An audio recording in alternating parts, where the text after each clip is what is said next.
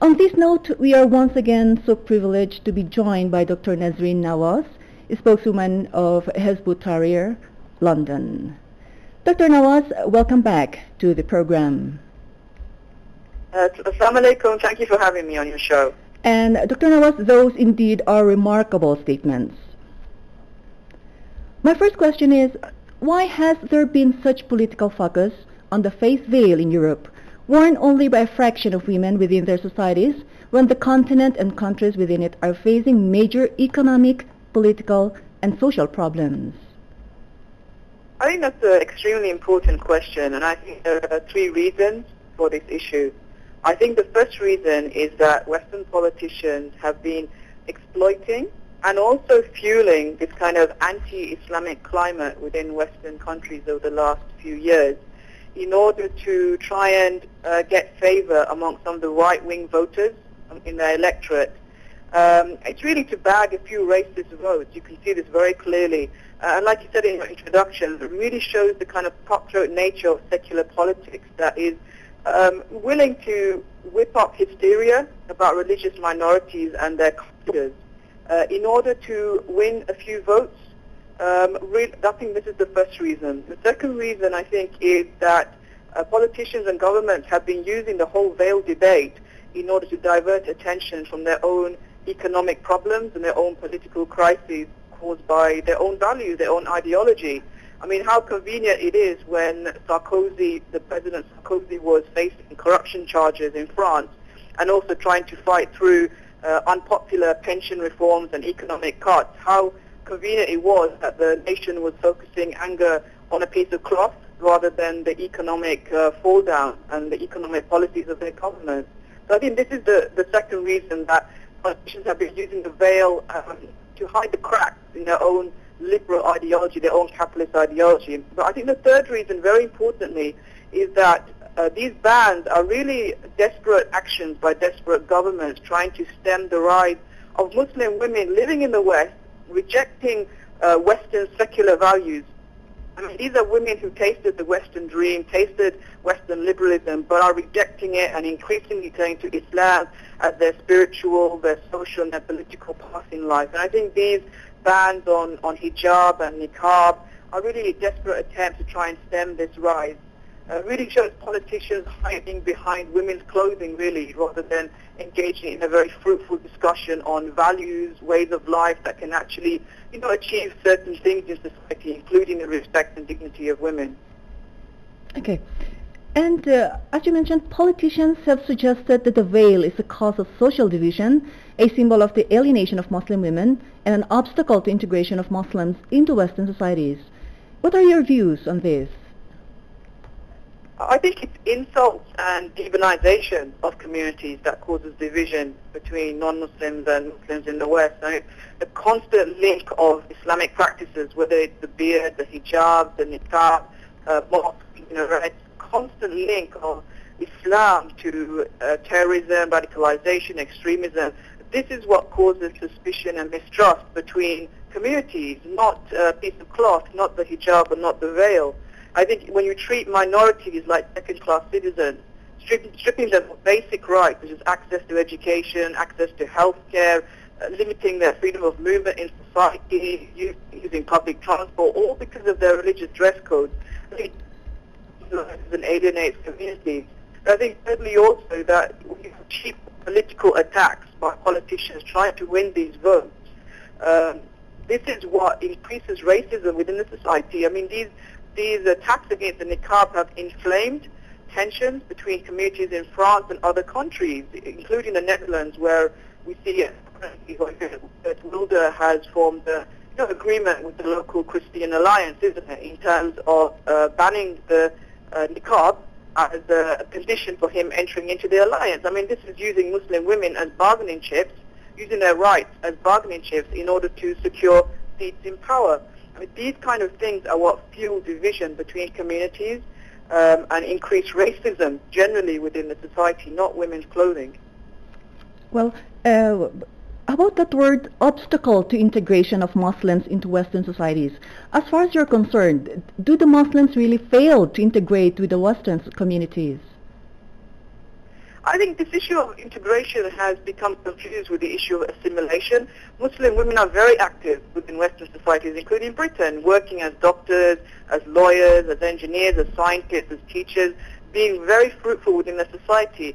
Rather, what the French government and the Belgian government that have banned the niqab and also the hijab are doing, that they're forcing Muslims to accept Western liberal values. This is not about integration. This is not about Muslim women being fruitful in society and contributing positively to society. I mean, it pushes us as Muslim women to be fruitful within society. This is really about forced secular conversion, forcing the values of Western liberalism and secularism upon Muslim women. So really, the issue of the niqab, the issue of the hijab is no obstacle to integration of Muslim women. Muslim women have been wearing these for years and being active citizens within their societies. Well, going back to France, bans of the niqab and hijab in France and other Western states have been justified upon the basis of protecting the Western secular liberalism. Is this a valid reason for bans? I think it speaks volumes about any way of life and any ideology that needs to subjugate, needs to oppress the rights of its minorities in order to protect its values.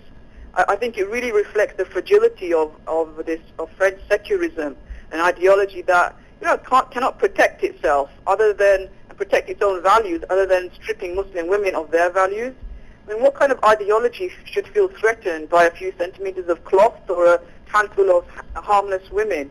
I think more than a reflection on niqab, this whole debate has been a reflection on the weakness of Western secularism and the failures really of Western secularism. First of all, to accommodate the rights of minorities.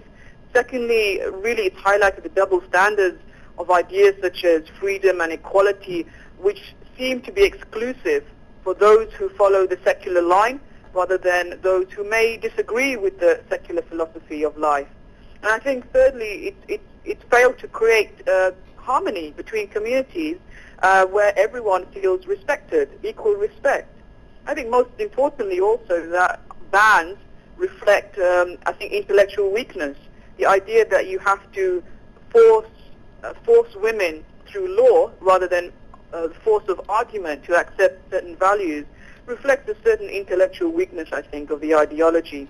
I think this is why increasingly Muslim women, unconvinced of these values, are turning to Islam as the way of life that can truly not just secure the rights of women and the dignity of women, but also is a way of life where minorities are respected and their rights are guaranteed and their religious beliefs are actually protected, free from harassment or demonization. Okay. Dr. Nawaz, just wondering, when did exactly these bans and restrictions on hijab started, and why so much highlight on the media about the bans?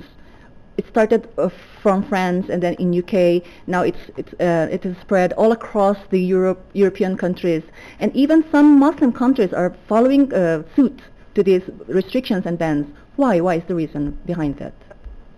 I think the general reason is that there has been a huge rise in Muslims, both in the West and also the Muslim world, turning to Islam, not just as a spiritual religion, but also as a social and political religion. I think in the Muslim world, bans in Syria and Egypt reflect the resurgence of Muslim women willing by Sharia laws. And I think this is the... Hello? Yes, we have your voice. Please go ahead. Hello, yeah, and I think this is really the reason why the bans are there in Egypt and Syria. I think, again, these are desperate attempts to try and quell Muslim women from Islam as a political and social ideology.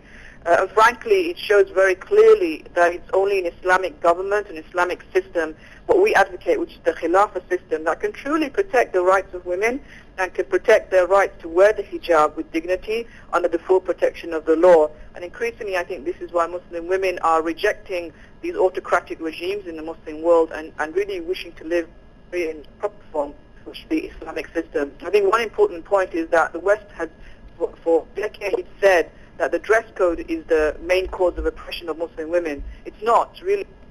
What causes oppression of Muslim women in the Muslim world are these autocratic and dictatorships that really force Muslim women to leave their religious convictions and accept values that they don't believe in.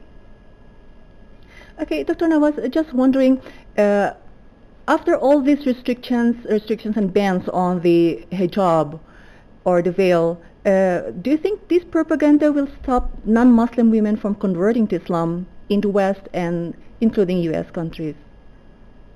I don't think at all, because what you find even after 9/11 is increasing numbers of generally people converting to Islam, and the majority are women. In fact, in some Western countries, the ratio is 4-1 of converts, female converts to male converts.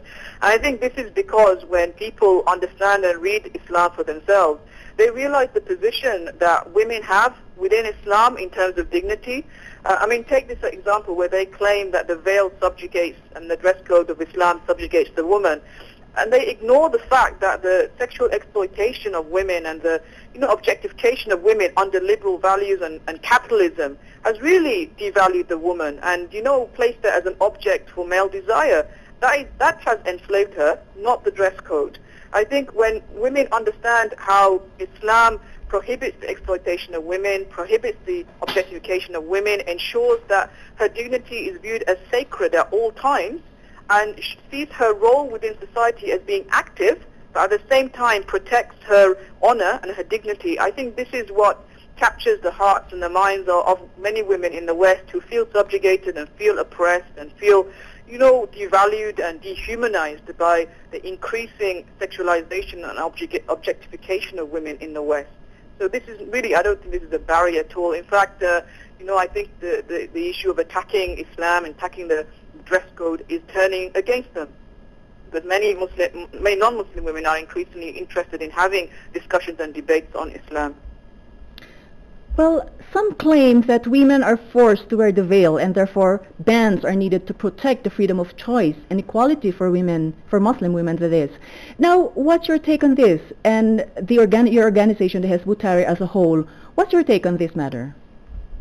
I think this is really, it's a false narrative that has constantly being spun by Western politicians, the idea that she's forced, with absolutely no evidence, no empirical reports, no statistics to actually back up this claim at all.